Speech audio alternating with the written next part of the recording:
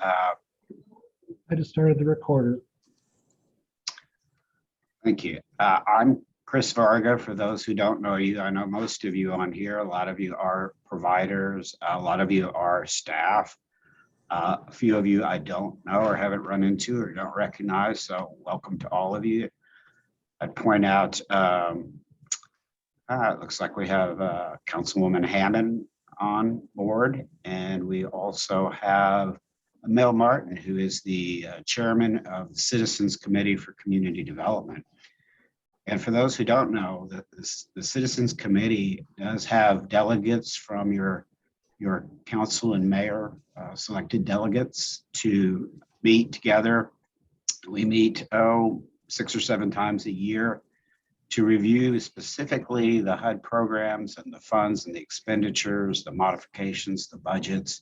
Those are public meetings. We don't normally have a lot of public attending, but all are certainly welcome. And if you have more interest in any of the topics or in what's going on, you're welcome to join those and let me know. I'm Chris Varga. I am the manager of the Housing and Community Development Division, and our group does primarily HUD grants and projects. So I apologize for those of you who've seen this show a few times over the years, but for those who are not familiar, we're going to run through the slides, and again, it will be familiar to a lot of you. So can we go ahead and start that, Mark?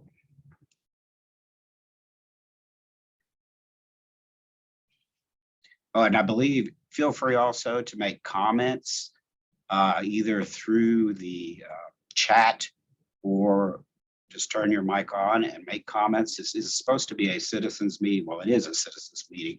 And not only are we trying to provide you with information, but we want to hear any comments that you may have concerning things that we do, concerning things that we might think of doing, community needs that might fit well into grants in the future, if not today, but someday. We're open to that, and that's the purpose of our meeting, is to kind of tell you what we do with money. We are obligated to have these public meetings each year before we develop our budgets and our next year's plan. And so every 5 years, we do a complete consolidated plan. We did ours last in 2020.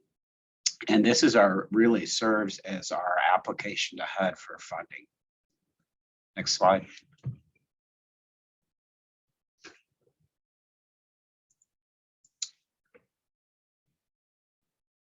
Mark, next slide.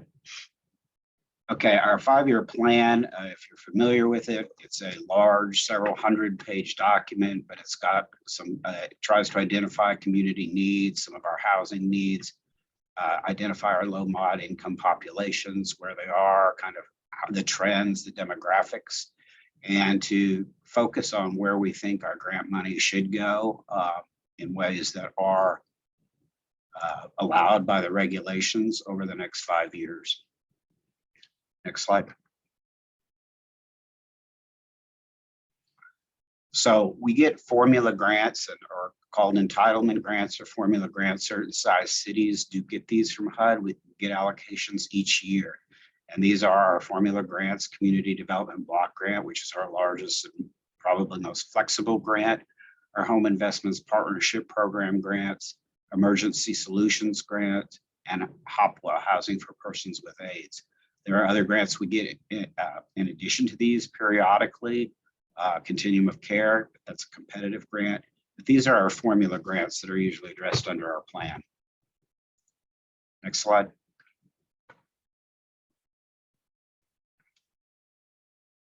Slide. Sorry, I have a different driver today. So again, this is each year we put together our plans. They kind of tell what we hope to accomplish, and they talk about our budget. And we have these meetings for citizen input. And then we also have public meetings to review each year what we have done, what we have accomplished. And next slide. So we do a variety of grant financed activities that are listed here. Housing rehab, we do our own internal house programs, plus we also contract some of the programs. New housing development, particularly with our CHODOs and occasionally with private developers for affordable housing, home buyer assistance or down payment assistance programs, rental assistance, community development. That's a big catch-all. We do some economic development activities and homeless assistance, neighborhood revitalization, principally through our S&I program, Strong Neighborhoods Initiative. Next. Okay, so CDBG it's all about serving persons of low and moderate income. That was the congressional intent, and to develop viable communities, either to deal with decent housing, to try and improve living environment or expand economic opportunities, but principally for low moderate income persons. Next, Mark. If we want to fund something, the first thing we look at is, does it fall under a national objective? And it has to meet one of three. And again, it has to either benefit low moderate income persons, or we could deal with something that prevents or eliminates slum or blight. And the other thing is an urgent community development need. That's usually in response to some kind of immediate threat to health or a natural or man-made disaster. So we don't use that category very much. Next. And so when we get our total funding pot, we can take a slice, 20%, no more than 20% for our own staffing and administration and programs, and then 80% of it goes to the program. Of that 80%, 70% of what we have to spend has to go to things that directly benefit low moderate income communities.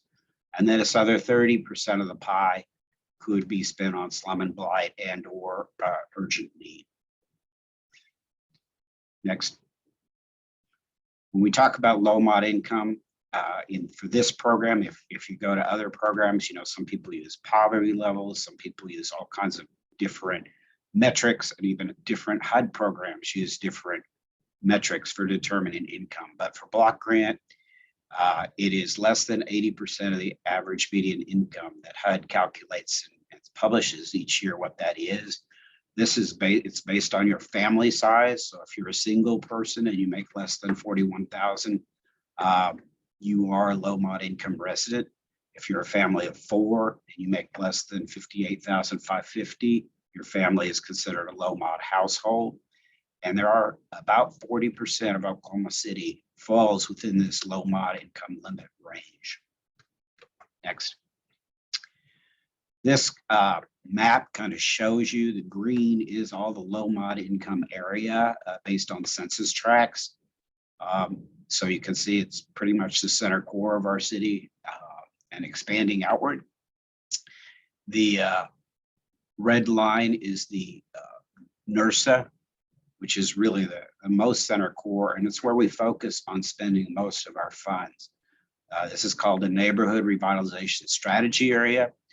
And this is an area that was 10 or 15 years ago designated by HUD. The city applied for, and HUD agreed that this was an area of distressed economic concerns and disinvestment, and that this should be a focus area. So this is normally where we spend the bulk of our funds in this area, but we can extend out and do sometimes into these other low mod areas. Next.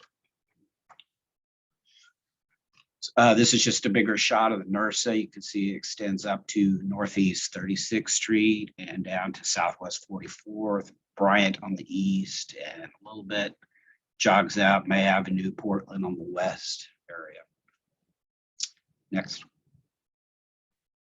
So for CDBG, there's a bunch of eligible activities. Once you figure out that it meets the national objective, you can use it for, and we do use it for rehab, public facilities and improvements, infrastructure projects, public services, which is there's a lot of demand for public services, but there's a statutory cap of 15% of our money can only go for public services. Those could be things like salaries and support for personnel who implement programs like educational programs, after-school programs, a variety of things that aren't capital projects. So we do have that category.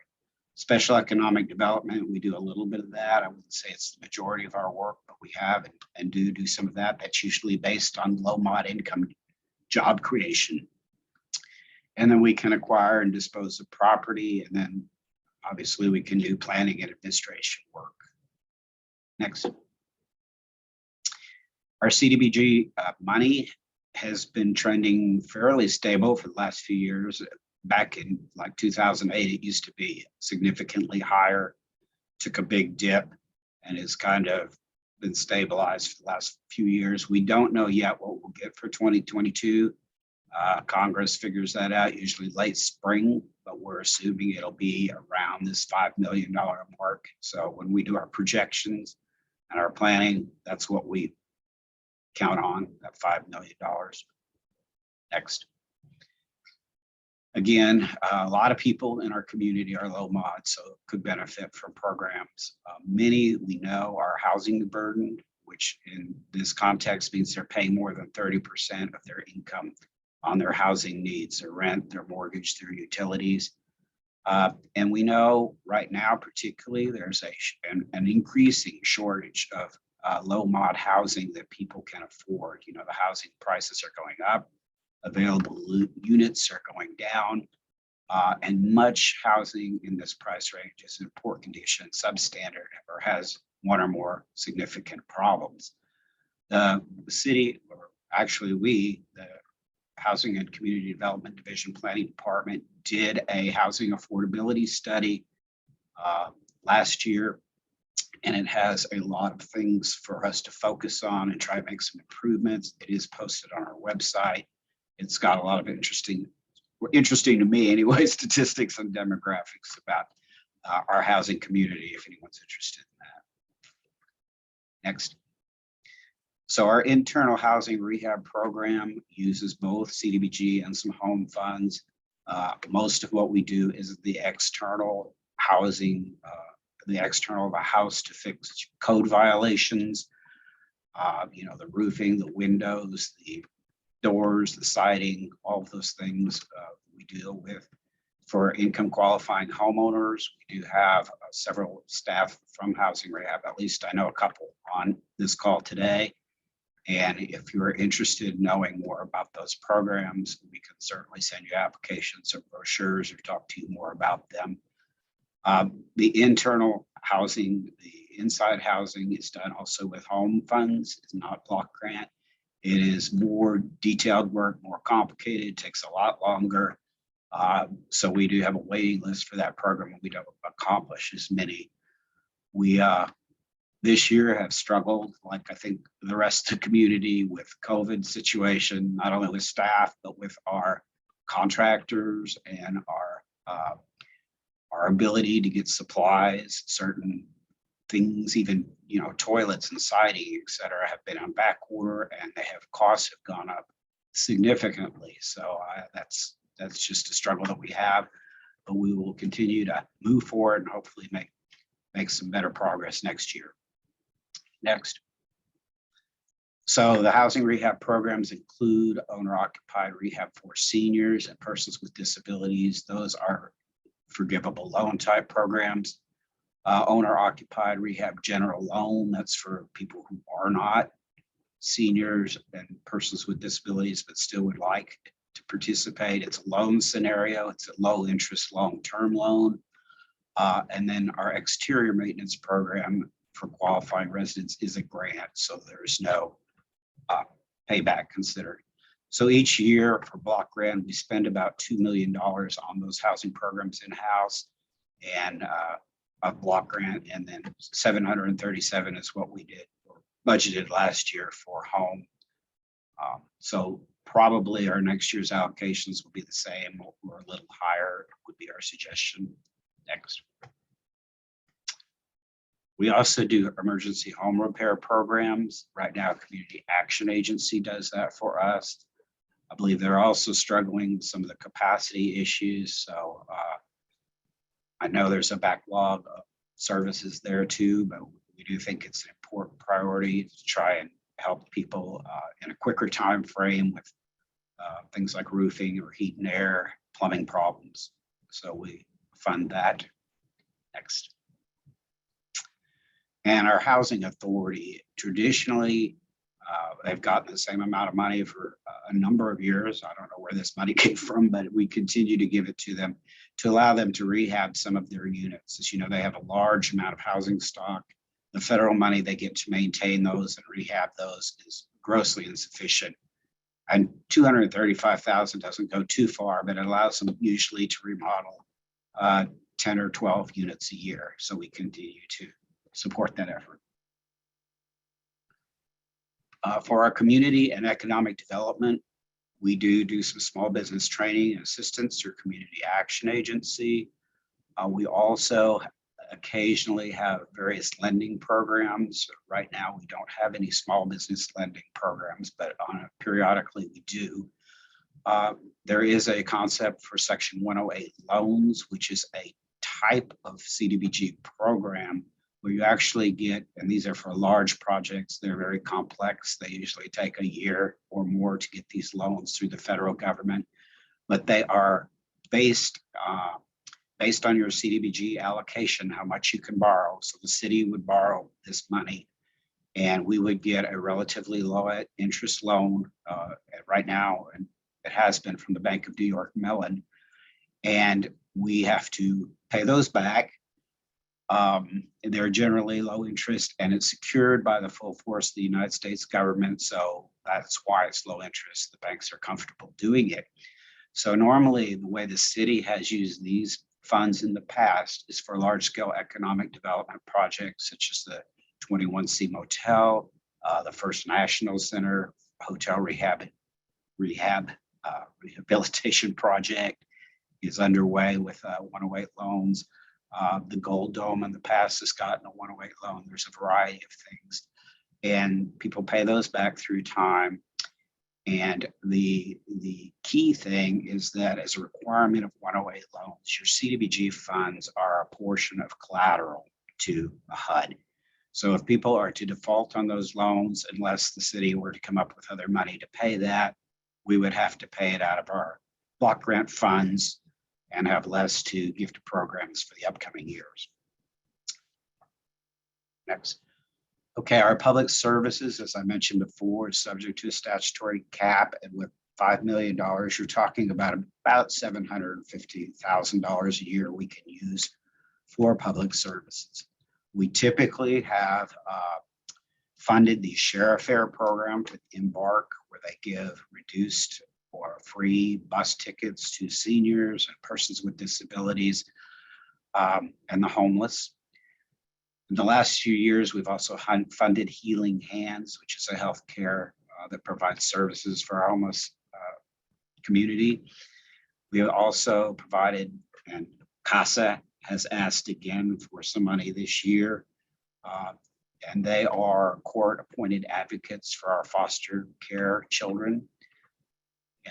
And then the bulk of our public service monies traditionally go to our Strong Neighborhood Initiative programs, and you will hear more details about those later. Next. So slum and blight component, we typically fund the Oklahoma City Urban Renewal Authority. They've been in existence for many, many years, as you know. They used to have their own dedicated grant federal funding stream, and that particular grant program years ago, back in the 70s, was merged with some other grants into block grant.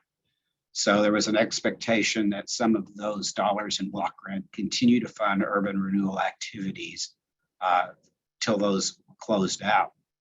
We're unique in one of the few places in the country that still have an active urban renewal authority. We still have some areas that have not been closed out and renovated in the Northeast. And so we give them some of these funds each year to work on those. We also secure abandoned properties for our code enforcement division, board those up and try and keep people out of them and keep them safe. Next. And Urban Renewal Authority also has some, at times generates program income, generally through sales of property that they have owned through the years. and they sell them for redevelopment. That money is actually considered block grant program income. And we have at times allowed them to keep a portion of them if they have some projects that are qualifying, some streets, gutters, some housing development, sewer, various things that they have wanted to do out there, property acquisition. So they normally get some allocation for that unrequested. Next. Okay, this is strong. Okay, I don't want to get into this because Shannon's got a secondary presentation, but we also do neighborhood revitalization activities, primarily our Strong Neighborhoods Initiative. Next. Okay, so our public facilities, this is where we have traditionally kind of stored our excess, if you will, not excess, but what we don't have specific project designs on or specific plans to build or to spend a certain dollar. We have in the last few years kind of held them in the public facilities line item. So I think there is probably at least an extra $1 million here from this year, and there'll probably be some available for next year. Public facilities projects, we have done a number of them. The most recent, I think, is the City Care Homeless Shelter that was just finished last year. We also do some arts project, smaller ones for the Wellness Center in Pitts Park. And we, as I said, we do have some available now. So we issue a solicitation for that and post it on our website and tell people that it's available and have an application process on there. There's usually a scoring criteria when we get applications in. You know, we review them, we vet them with a committee, and then we decide if we think it's a good project. We take it forward to Citizens Committee and get their input on it as well. And of course, council it at some appropriate time before the money can be issued. Next. Okay, so when we talk about public facilities, you are thinking, you know, you may think of the conventional parks, community centers that the city would own, gymnasiums, museums, libraries. All those things are indeed public facilities, as are sidewalks and streets and alleys.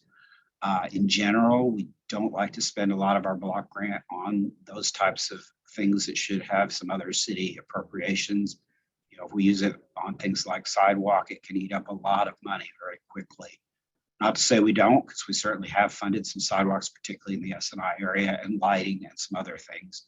But in addition to those conventional things, public facilities, HUD has a little different definition of those: senior centers, facilities serving people with disabilities, low-income youth, adult daycare, child care centers, homeless shelters, really that's serving our special populations, and it's like a nonprofit organization. And this public facility money is again for capital expenses. And I know a lot of people want it just to support their administration and their service providing, but unfortunately that can't be done with this particular funding pot. And so we do have that money available now. As I said, we'll probably have some more next year. Next. Okay, our home program, it's a different grant, Home Investments Partnership Program. It's all about affordable housing. We do homeowner rehab, home buyer activities, down payment assistance activities. We do some housing construction and rehab, some pre-development loans for our nonprofits, and admin. Next. Our home pot is not nearly as big. We're getting about 2.3 million a year. And so again, we'll have that same expectation for next year until we hear otherwise. So home used to be bigger years ago as well, but it's a program that Congress has not felt very favorable about and has reduced it over the years. And lately there's some interest in increasing those home amounts again for affordable housing. Next. Our home funding ratios. Home is an interesting program. It has a CHOTO set aside of at least 15%. must go to community housing development organizations, which are nonprofits with a mission to provide affordable housing. So we set aside that money for their use and development. I know there's at least one CHODO operator in here that our CHODOs are Positively Paseo, Jefferson Park, and Neighborhood Housing Service. Oh, I'm sorry. So lately, CHODO activities, they do some acquisition rehab, but lately it has been construction of new housing. So here's some examples of projects that they've done. Next. Okay, our down payment assistance program, we normally reserve about $500,000 for that. We don't have last year's numbers yet, but the last numbers that we do have, we assisted 32 home buyers in that particular time period. Again, these are income qualifying, can, based on need, get assistance up to $15,000. They're required to reside in the residence for a certain amount of, I believe it's 7 years now, or pay, if they get out earlier, they have to pay some of that DPA back. That program, I think, is a little challenged this year in getting money out the door for a number of reasons, one of which is the housing market has gone crazy and people are making cash offers, particularly on low-cost housing, and we don't even have time or ability to process those. And I understand some sellers are not wanting to wait to fix their houses up, as would be required for the DPA program. They have to pass an inspection and meet a certain standard, and they have a cash offer waiting without that prerequisite. So this is kind of a tough time, I think, for our low, moderate income home buyers. And so we'll just have to see what the next year brings with that.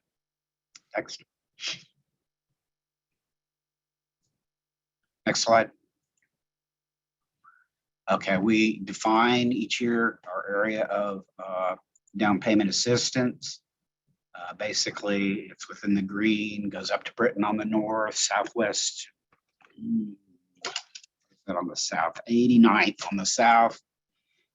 There's a little bit out of there along the 10th Street corridor out to Council, Brian on the east. So basically the goal again is to try and get most of the money spent in the NRSA to try and promote home ownership and revitalization in the NRSA areas, which is the red boundary. And then, you know, our providers have increasingly asked that we expand our areas, and we've kind of pushed them out a little bit, but still focusing on the center core. We know a lot of our new housing or our new homeowners want to purchase on the outside periphery of our city, largely because of the school system situation. But that's not where we're encouraging for down payment assistance at present. Next.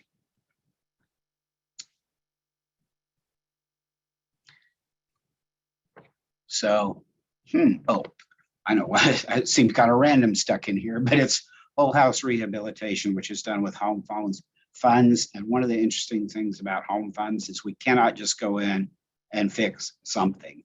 If we enter a house, we have to fix everything to bring it up to code, which can make the project lengthy and expensive, and in some cases too expensive for the home to qualify because of the extensive amount of rehab. But we do have that program on a limited basis. So again, if you're interested in that, reach out to our housing rehab folks. Next. A home program, we usually have some dollars for just affordable housing outside of what CHODO's doing.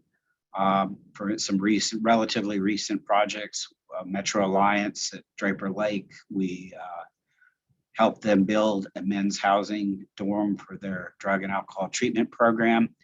Okura, we have given them some funds to build some single family homes in the Culbertson's East Highland neighborhood. Was an S&I area, and also Okura owns a lot of property in the Northeast that they would like, vacant property that they would like to rebuild neighborhoods. So certainly that's a goal to assist in whatever ways we can. Next.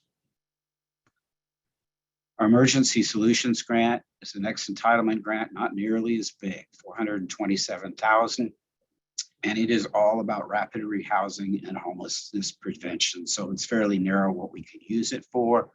We can use it for shelter outreach, shelter operations, some health care. And this is the primary resource we have to assist homeless families. I would mention this year, we got a huge swath of ESG COVID funds. I think we got it last year of about $7 million. We have a lot of it left, but it must be spent by this September. And there is only very limited things we can spend it on. So I just mentioned because that's an issue on our table, but it doesn't really have to do with next year's action plan. Next. Again, our ESG funding is very stable over the last few years and slightly increasing. Next. Also, our ESG programs are entirely run by our partners. I think there's some partners on this call, but the Homeless Alliance, the Mental Health Association, Sunbeam Family Services, Be the Change. There's a whole slew of them, more than the icons here reflect. And without them, we'd be very limited in what we can accomplish. So we do try and assist them. They are mostly funded through our Continuum of Care allocations, which is a competitive grant, but it's normally several $1 million a year. So that's mostly where we try and fund these partners with. Next. A little bit about our homeless assistance program. This has got some 2020 data. We need to update it. Last year, our data was not too good during COVID. We didn't get the same reporting. We didn't do the point in time count last year. It's usually done every January. The last January it was not done due to the COVID situation. And it will be done this February. So we'll get more information and statistics at that time. But they housed 934 people in this year, veterans, chronically homeless, and they've maintained a retention rate of 91%, which means obviously they've placed people in housing and people are able to stay there. That's a good retention rate. I understand it's higher than many communities significantly, so that's positive. Next. Our housing opportunities for persons with AIDS, we get a little over $1 million.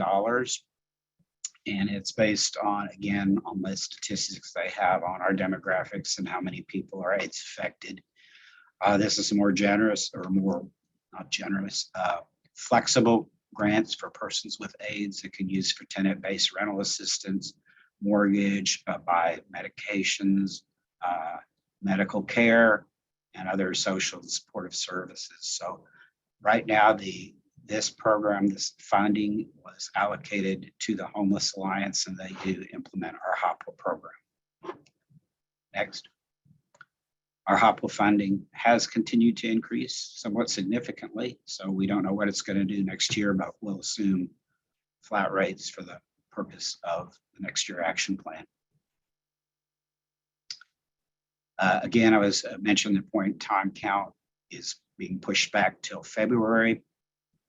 And it's a one-day comprehensive count, as comprehensive as we can do, to go out and find out who is homeless in our community, those who are going to shelters or food feeding sites, or those who live in camps that we have identified. Try and talk with the people that are there to try and understand as best we can some of the situations that cause their homelessness and their needs, and try and make a projection of the areas we need to work on. So you can see the 2021 counts were all kind of data driven. We didn't do the normal exercise. We only identified a few hundred people when normally we identify 1,800 people. And that's a one-day count, and it doesn't count all the people that are homeless and living with a relative, or kids that are staying in a couch of a friend. All those are not under this particular definition of homeless. So we're really talking about more or less those in our system that are street or genuinely meet the HUD definition of homeless. And so we know that is, or we sense that it is a growing problem, that we are seeing more of it. And certainly there's more focus on it in our community in the last few years. So we'll be interested to see what we find in the next point in time. Next. So there's more on homelessness here just because there's been a lot of public interest in it. They're doing new coordinated entry system to try and streamline clients and get them in housing faster. Service providers are working together, working on a common list to place people. City Care's new low barrier shelter opened in 2021. The mayor's task force on homelessness is not ongoing as of the slide. It has completed. There was a homelessness strategy that was completed in around September, I want to say, and was presented at council. And there's a lot of steps for implementation and improvements we need to look at. There's not funding for all of those things, but we have since hired a new staff. I believe Lindsay's on the call, but Lindsay is our coordinator to kind of oversee that strategy, try and engage with partners, and try and keep the progress towards achieving some of those goals completed. So let's see, this is Strong Neighborhoods Initiative. So I'm going to give this part to Shannon, who does implement our Strong Neighborhoods Initiative program. Is there any questions that anyone has about anything we've gone over at this point or not? If so, you can certainly ask, and we'll go over this public comment slide. We accept written comments. You can email them, you can send them however you want to me or to Randy, or you can mail them. We take those comments, and we don't just take them now, we take them anytime during the year because we're interested in community inputs into what we're doing. But these comments that come during this period will be summarized for HUD and included in our plan as to the gist of the comment and kind of, in some cases, our response to the comment, in some cases not. So if you do have any comments, if you do have projects that you are interested in funding, and I know a lot of people do, and I'll tell you that grants are not necessarily easy to work with unless you are seasoned in it. So it's not just a, sign me up and give me some money. There's a lot of responsibilities for the grantee, a lot of reporting, a lot of federal rules that go with it. But we are certainly open to hearing about projects and things you think that we should emphasize more in our community, needs that aren't being met that might be able to be fulfilled with these grants, any of those sorts of things. So your comments are welcome. And I guess with that, I'll let Shannon do her thing, and then we can have any kind of public discussion if there's issues. Mark, can you get Shannon's up there? Oh, Shannon. Yeah, no, I'm here. Okay. Hi, everybody. For those that I haven't met, my name is Shannon Nitz, and I'm a program planner with the City of Oklahoma City Planning Department, and I manage the Strong Neighborhoods Initiative. And I'm going to share my screen, and I'm going to do a presentation here. We're going to kind of go as quickly as we can, because like Chris said, our most important thing today is to hear input from you. So, and when we say input, we also mean, if you have any grand ideas or project needs, we want to hear it all. And we also want to hear if you don't like what we're doing. So make sure that you share your thoughts today while we're here for you. This is the Strong Neighborhoods Initiative. Jennifer Sylvester is who I call my partner in good.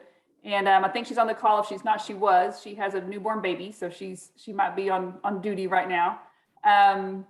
But we manage this program. We have 3 neighborhoods we work in. This is our social media. If you'd like to follow us, and I suggest that you do, because we have some really pretty pictures and a lot of good events that we share information about on our social media.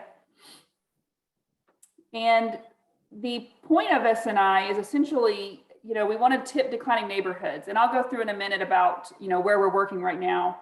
And we go through a pretty extensive process for choosing them. But first, this is our intended outcomes.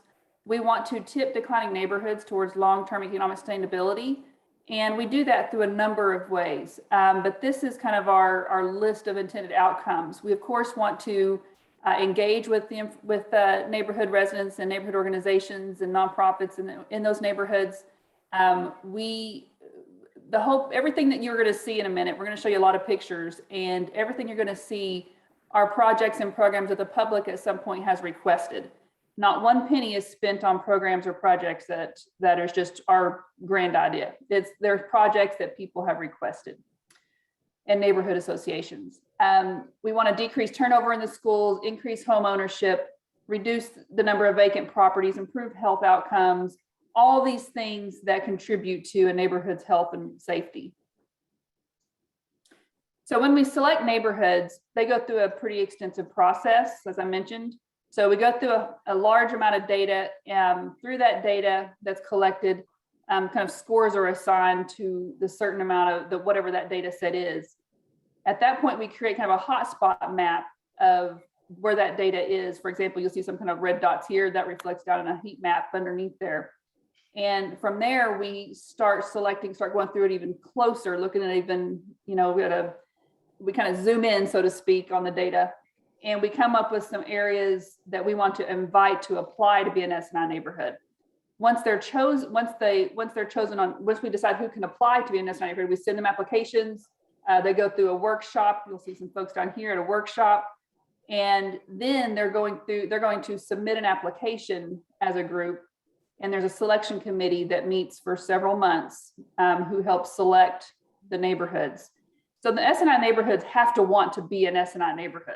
We don't just pick a random area. They have to apply for it, and they have to commit to this for a 5-year period.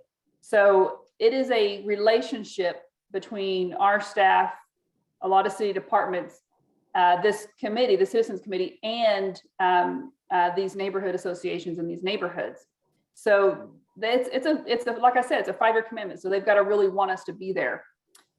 So once the selection committee makes their selection, and this is an actual photo of an interview process with the neighborhood association, then they're chosen and they go to city council, and the city council, either takes, or they've always taken the recommendation.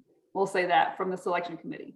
And these are some group photos after those council meetings when they are just elated to be chosen as an S&I neighborhood. These are the 3 neighborhoods we're working in right now. We have Capitol View up in Northeast Oklahoma City, Metro Park, which is just west of downtown, and Capitol Hill on the south side of Oklahoma City.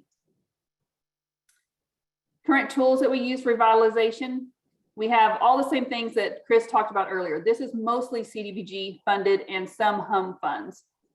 We work with our offices for new construction housing. So that would be our Chodos, Cheryl and Pam and Bob.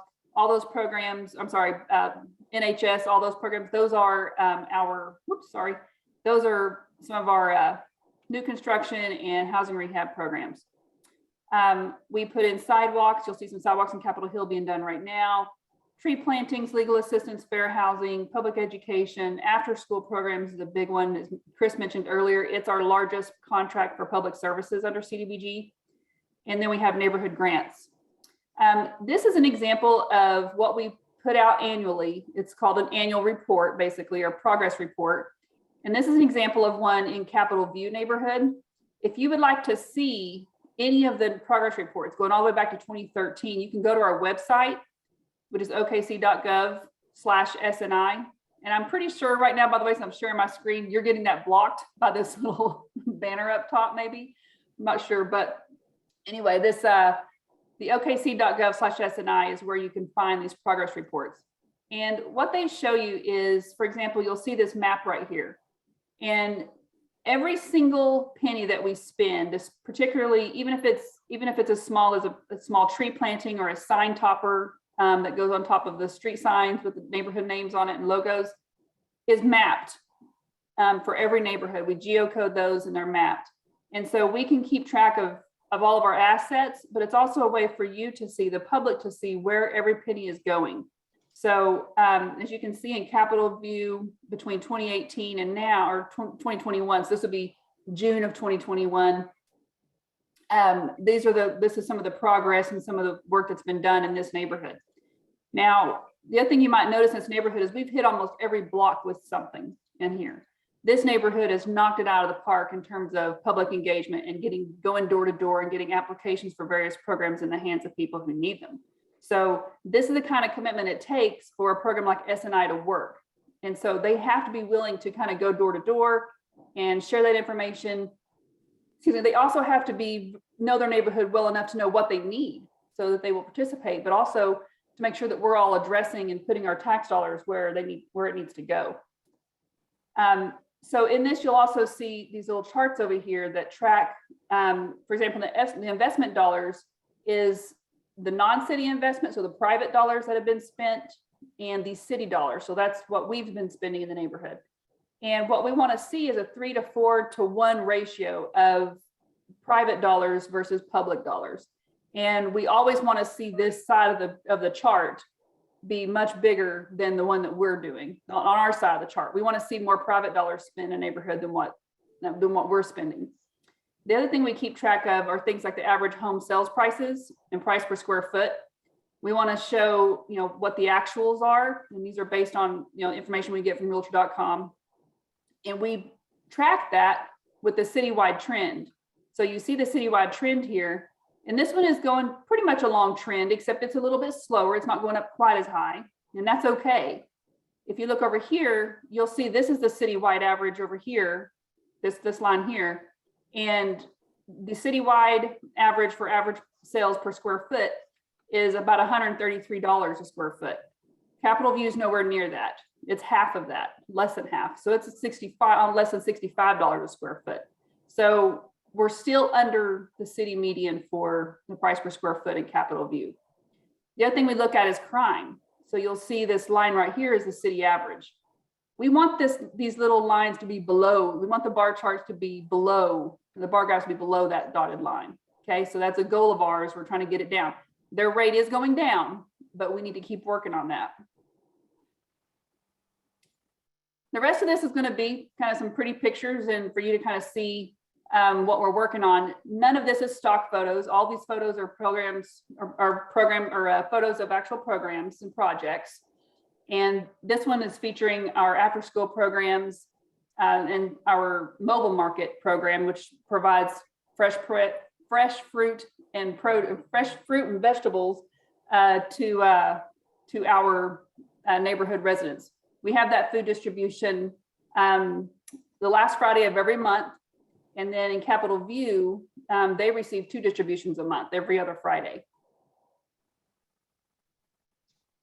Oh, by the way, I just want to mention, so this is after school programs, some summer programs, as well as actual after school programs. We serve 5 schools, and they're fantastic. You can see this one here is in Capitol Hill. They're showing off their drones from Boeing. We have the bicycle program here at FD Moon, an art program, that's Jack Fowler presenting to some kids over in Bricktown, the SOY program, the Saving Our Youth program, which is a midnight basketball program in Capitol View, and the chess program. So a lot of fun activities going on in our after school programs, worth every single penny. Some new sidewalks. This is an image of the Hazardous Tree program. The Safe and Tidy program is brand new. We started that just a few months ago, and we're already seeing some progress here with some individuals sometimes just have a hard time letting go of some of their junk and debris in the backyards. Sometimes they're treasures, but this program is intended to help them out by kind of taking the burden of the cost and the labor to get rid of it away. So we take care of that as long as they're in an SNI neighborhood, and we can get them qualified to have that done. Some neighborhood projects. These are some of the smallest, but some of the most important projects because they are requested by the neighborhood residents. So you can see Metro Park is one of our newer SNI neighborhoods, and they wanted this triangle built at Western and Linwood Boulevard. And this is their sign that's now placed actually right here on this little white piece of concrete. But it's a fantastic addition to their neighborhood. We do a lot of signage, sign toppers, bus shelters. You can see them throughout the SNI neighborhoods with the neighborhood logos on them, benches. In Capitol View, oh my gosh, they want to be a butterfly way station, a butterfly sanctuary. Their whole neighborhood, they want the whole neighborhood to be one. So much so that we're going to be doing an enormous tree planting there this spring with red buds all down several of the arterial, or some of the, not arterial, some of the neighborhood streets. So we're excited about that. But that we contributed this last year to a way station on a piece of property that they own, and it's just adorable. We've improved several parks now. We have the Harn Gardens over in Classroom Highland Park. These two items here are from that park, and they both have, you can see, a farm theme. We've got a rooster here and a tractor there. Here, there, everywhere. No way. Okay. Then we have a little basketball court and an outdoor exercise equipment at JFK Park. And this is a tree planting event that we did in Capitol Hill. We have them every spring. We used to do it twice a year. Now we're just down to once a year. And then this is the fantastic mural and stage that was built in McKinney Park. And here's some more as a close-up of that piece, by the way, by Nick Bayer. It's just beautiful. And this is the back side of it. And there's Ralph Ellison and the streetcar that used to go through. And Ralph Ellison, by the way, was from Classroom 1010, where his family home was there. And here's a bike rack that's in that park, as well as this mural is also in that park. And then this mural is in Culberson's East Highland. And that's the Marcus Muse piece. And this is Amanda, used to be Bradway, Zoe Weathers, Amanda Zoe Weathers, and Tessa Raven's piece. And then coming soon, and I wanted to put the new photos in here, but we can't quite do that just yet. But the selection committees have just selected the art that's going to go on the Hilltop Clinic in Capitol Hill. You're going to love it. It's just beautiful, very colorful and gorgeous. And then we have some butterfly art that's going into the community space in Capitol View, as well as McNabb Park. And then we have a fantastic, cool, I can't wait for you to see these. Sorry, I can't show them to you right now. A piece that's going on Linwood Boulevard there in Metro Park. And then, as I mentioned, this spring, we're going to have a massive redbud tree planting in Capitol View. This is an image they sent to me because this is what they want to see in their neighborhood. So why not? If this is going to, help them want to plant trees and improve their landscape and improve butterflies and other pollinators, let's do it. Let's do it. So we're excited about that. And then, of course, we have our pet vaccination clinic. We had a pet vaccination clinic and a spay and neuter clinic a couple of years ago, and they went really well. And if you're thinking, wait a second, why are we helping pets? Why is that important? We can put put sidewalks in everywhere, but if there's stray dogs or there's unhealthy situations, if the neighborhoods aren't safe, it's going to be really hard to get people out and want to use them if there's stray dogs and other animals around. So, and honestly, pets are part of our families. I have a cat and a dog sleeping behind me right now. I don't know what I'd do without them. So, and just imagine if, I was a shut-in or someone who needed that pet. They were a really big part of my family. So this is our way of also dealing with mental health, and, improving that, and also just addressing the basic needs of individuals. So the other big project we're working on right now is a Plaza project in Capitol Hill. And you're kind of getting a sneak peek, by the way. These have gone out to public, don't worry. A lot of people have seen this, but you're kind of getting a sneak peek of what this is potentially going to look like. So this rendering here is, this is the Templo de Alabanza, and this is Harvey Avenue. This is Southwest 25th over here, and this is Southwest 24th over here. So this is in the heart of the Capitol Hill Main Street district. And we're attempting to close this street. We're going to submit our application this week or next week. And we're going to close this street. It's going to be the first Hispanic-led plaza space in Oklahoma City. So we are super excited to get to do this. It's going to be a game changer for Capitol Hill. And this is where it's going to go, just right here on this street. And look at that vista of downtown. We are hoping, if you've ever been to La Vallita in San Antonio, this is their stage behind it. And right here is the Riverwalk. And we're hoping to kind of build a similar stage to this, but put it right underneath these big round windows. So we're pretty excited about that. But this will just be a game changer for Oklahoma City. Last but not least, one of the things that we work on is workshops. many of you have attended and have definitely presented at many of our workshops. And so we do things like homeownership workshops, resource fairs, legal housing and legal. We did a program on eviction and family estate planning, personal safety, you name it. We're willing to, if people say they need that kind of education, we will definitely provide it. And we have a tree and landscaping workshop coming up in February and another housing and legal workshop coming up in April. So these are all of our partners. And I think half of you that's on this call or somewhere, your logos are on this somewhere. We could not do anything without you.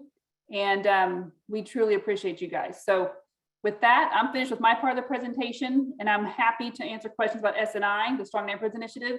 And also, let's get started on hearing some input from you guys.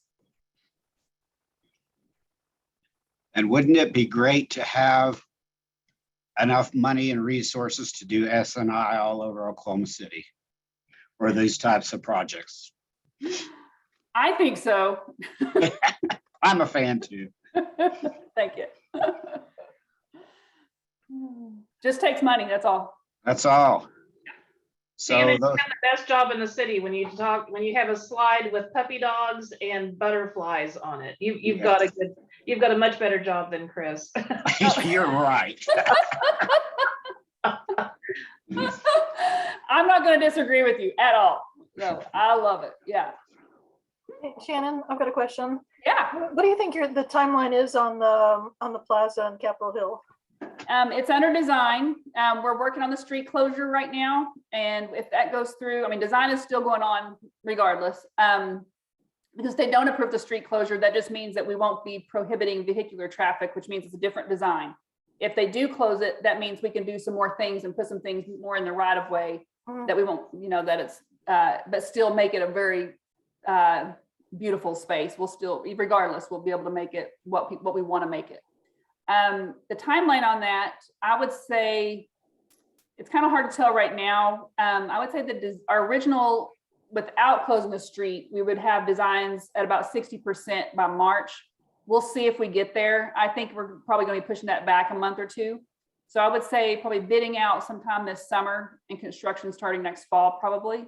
But don't. That's not a promise. I mean, it could be earlier, it could be later. The important thing right now is we want to get this right. There's also a chance that we could see some additional funding through ARPA or some other, we're hoping for to be able to really make this the space that we really want, that the citizens deserve. So if we do receive those funds, then it may take us a little bit longer to do a little bit more of the amenities that we would like to see. So, but it is happening and we're super excited.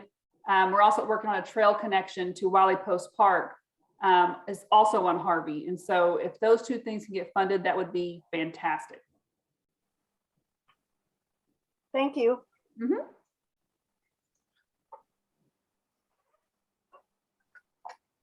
So those of you who have not participated before, any comments, or are you here for a specific interest in a certain project, or just trying to find out more information?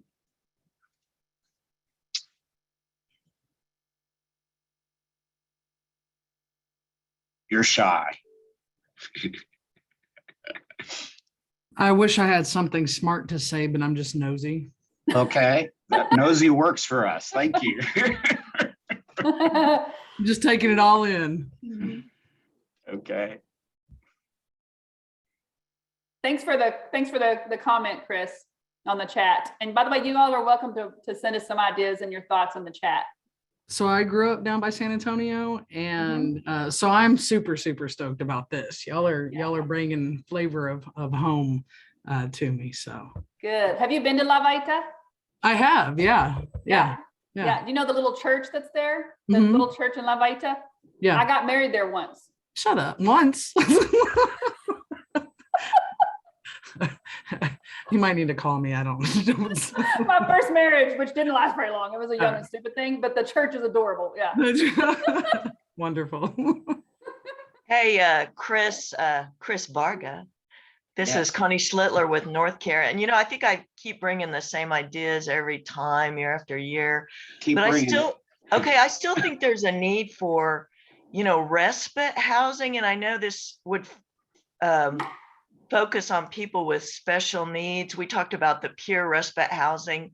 And I think after 2 years since we've had the last meeting, I think we've identified a location and are going to start a program. But when we meet with hospitals, we hear this all over Oklahoma City, St. Anthony's, OU Medical. They're holding on to people with minor kind of medical conditions, but they don't have any place to discharge them to. I know the county did a bid for some beds at Cardinal House, and they're operating a small. St. Anthony's is getting ready to put some beds over there.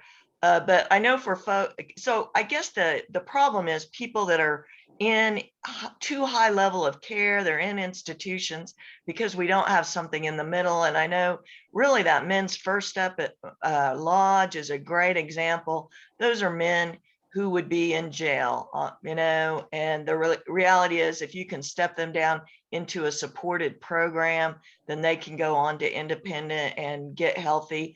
So I think that that's still that same model of kind of some step down facilities, whether it's psychiatric hospitals or even our county jail problem, because I think judges hold on to people if they really don't have a program to discharge them to. We know people show up at the jail just because they want a roof on their head and some food in their stomach, so they get in trouble.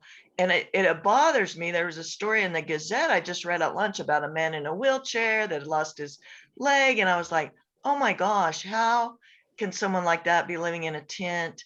So I think that sort of step down medical or step down jail facility is what we're going to advocate for. But I'll work on those ideas and submit something to you guys in writing. And thank you guys for inviting us and letting us be a part of the conversation.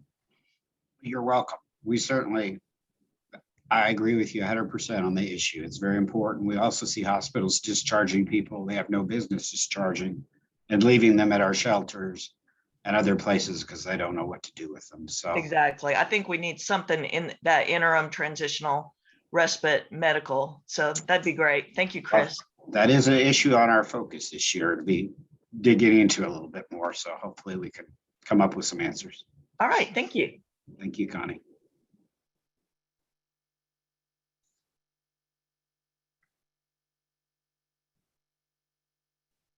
Anybody else? Hey, Chris. Hi, this is Jamie from. Oh, Go I'm ahead. sorry, Jamie. I was just going to say, does Connie know and the others know that about the RFPs that you guys post at times for different facilities or for? Okay, so you're aware Yes, of those. I am. Yeah, I get that. Of I those get that opportunities information. to Yeah. apply for the funds. Okay. Yes, thank you so much, Shannon. I'm And sorry, Connie's- Jamie. Jamie, did you have a comment? Yeah, I was just answering your question.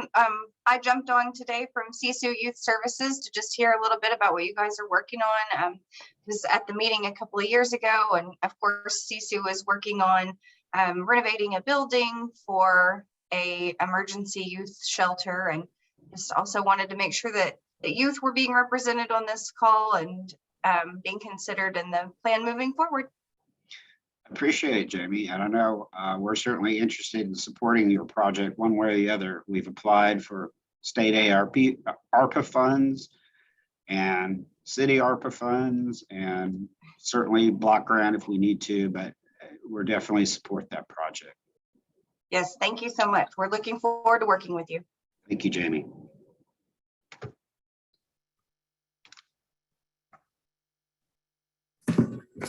Hey, I just have a quick question more about just, first of all, thank you for the presentation. I feel like I get bits and pieces of this, like all this information, but it's nice to sort of see it all laid out, which is part of why I wanted to attend, to see kind of the larger picture and how things kind of touch together. I'm curious, will this recording be like posted anywhere, like on the city's YouTube page or anything that could get shared? Because if comments are being accepted longer than just, through like March or April, I think I saw. I can think of folks that maybe just weren't able to attend.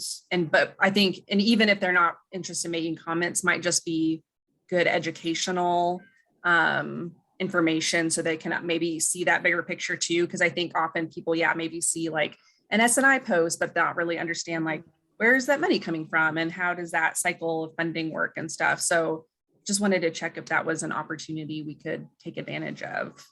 Mhm. Okay. Mark, do you know if we can do that? Yes, sir, we can.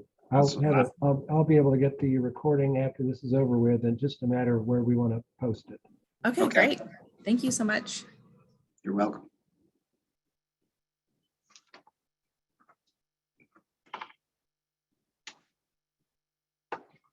Anyone else? I see someone there from Gregory Shannon from Pivot. Do you have any comments, sir? Apparently not. Oh, he's there. No, I Okay. just appreciate your presentation today and getting the information. And of course, we're always anxious to hear more about how we can help out with housing, especially with youth, and what we're doing with our shelters and our tiny home community that's really expanding this year up to 26 homes. Great. So we're excited about that and look forward to continue to working with housing for our individuals. Well, good. Beyond our particular grant funds and our comprehensive plan, we're pretty excited about the potential for impact to our homeless community from the ARP funds and the MAPS funds, and everything's kind of coming in and converging, which is a little scary because you want to make wise decisions and consider it all. But it's a great opportunity that we have not had in the past, which I'm certain will benefit Pivot in some ways. Thank you. Yeah, we're excited about it as well. One more thing, Chris. So if we could have a cross between the cultural stuff that's happening in Capitol Hill and CSU, where we can have some LGBTQ youth activity in our urban core, where we're focusing on self-efficacy so we can stop things before they happen. I know as somebody who identifies as a lesbian and went to Southern Nazarene University and never had homelessness in my life, but there was a lot of other things it could have happened. And so we've been talking a lot about that lately, about these preventative measures. So yeah, I would like a big disco ball in the middle of downtown. Chris, can you make that happen? Disco ball, huh? Come on. Okay, a now. bit of a stereotype, but okay. We're I'll a go big with league it. city now, Chris. That's what we're doing. Are you involved with the youth homeless demonstration project by any chance? Yes. Okay, I just wondered the way you were speaking. Good. That's a great opportunity for us too. We're glad we got those monies as well. Absolutely. Hi, I'm Melva Franklin with Progress OKC. I kind of like the disco ball idea. Okay. 2 votes for the disco Okay, ball. OKC needs more flavor. You're right about that. Thank you. I jumped on just to reconnect and connect the dots. As I said, I'm with Progress OKC, and we're hoping to continue to build the affordable homes in the Culbertson East Highlands area. We're super excited about that. So I just wanted to get familiar again with the proceedings and connecting the dots from the detail to the big picture here in Oklahoma City. So thanks, it was a really good presentation, informative. Thank you. Thank you. Hi, I had a question about the East Culbertson neighborhood as well, but kind of the home program in general. I was wondering like what your thoughts were on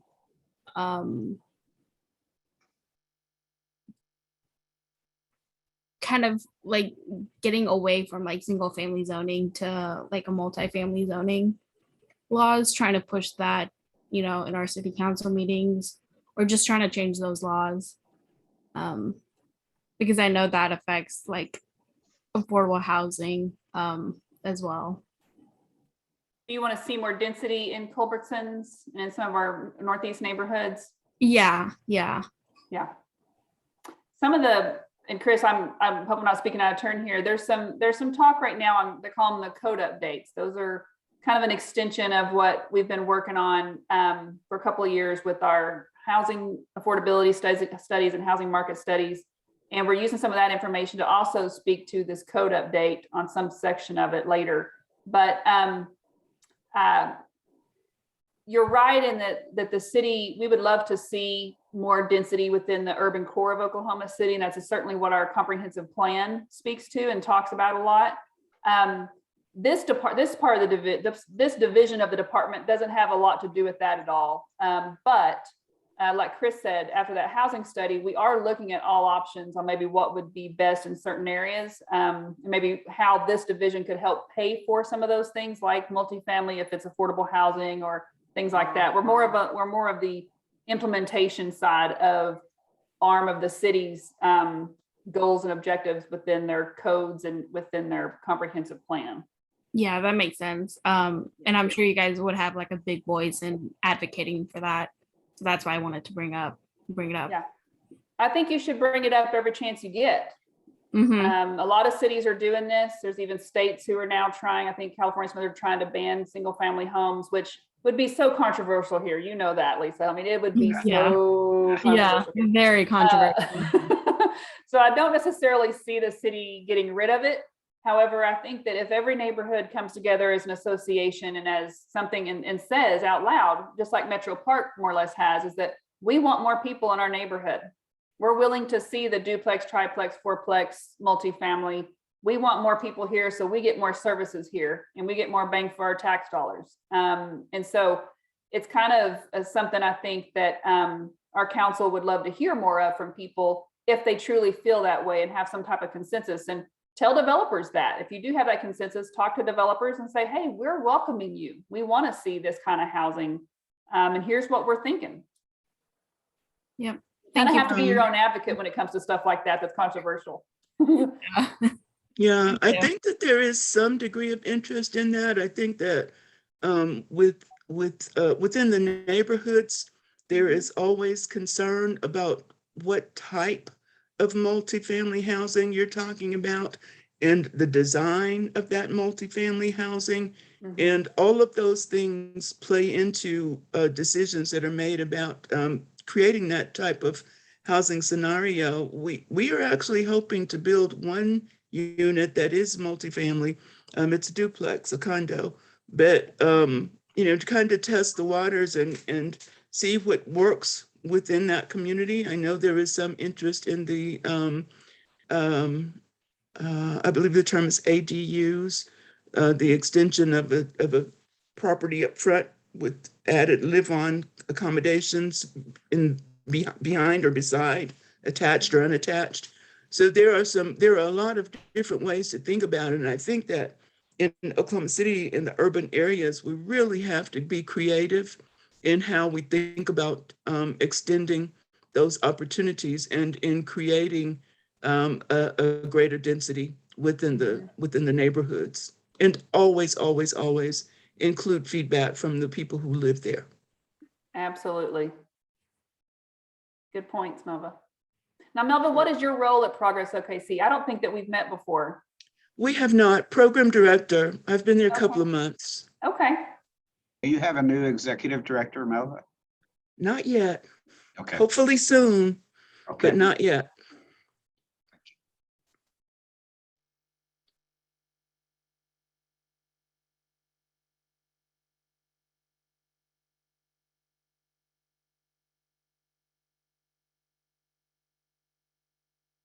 Anything else from any of our nonprofits or anybody that's kind of in public service arena?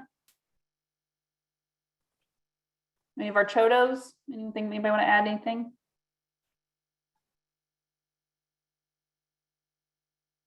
Okay. Well, I appreciate everybody attending. And again, Mark, can you put up that last slide with the contact information for any other comments that's got my email on it, in case people have thoughts after we adjourn. And anyone is welcome to contact me. I'm usually most reachable by email, but I can follow up and chat with you about whatever's on your mind. So I'd be happy to do that. Okay, yes. We will get it till April 26th is our formal comment period on this next round. And we will be having a citizens committee meeting that should have a little more details on the budget. I don't expect it to look terribly different from last year's at this point, but that should be happening in March. And so that is a public meeting that will be another opportunity for comment if anyone's interested. But again, comments to me, Christos.Varga@oklahomacity.gov or Randy. He's also taking comments, Randy Stallings at okc.gov.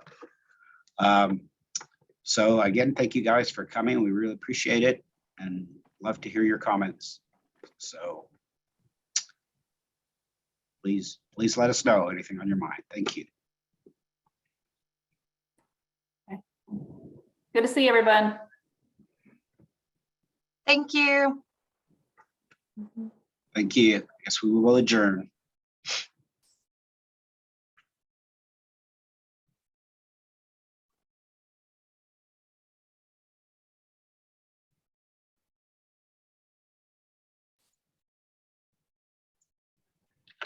I'm turning off the recording now.